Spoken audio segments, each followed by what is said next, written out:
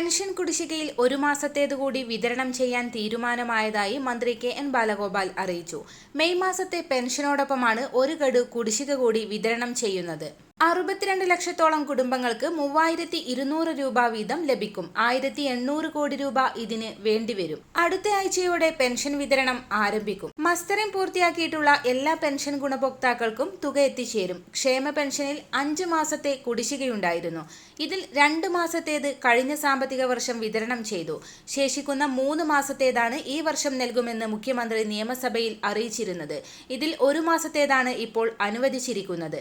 ബാക്കി 2 ഗഡു കുടിശ്ശിക തദ്ദേശ തിരഞ്ഞെടുപ്പുകൾക്ക് മുൻപായി വിതരണം ചെയ്യും. മറ്റൊരു അറിയിപ്പ്, കേരള ഓട്ടോമൊബൈൽ വർക്ക്ഷോപ്പ് തൊഴിലാളി ക്ഷേമനിധി പദ്ധതിയിൽ അംഗങ്ങളായ തൊഴിലാളികളുടെ 2025-26 അധ്യയന വർഷത്തിൽ സർക്കാർ എയ്ഡഡ് സ്കൂളുകളിൽ 1 മുതൽ 7 വരെ ക്ലാസുകളിൽ പഠിക്കുന്ന കുട്ടികൾക്കുള്ള സൗജന്യ പഠനോപകരണ കിറ്റ് വിതരണത്തിനുള്ള അപേക്ഷ ക്ഷണിച്ചു.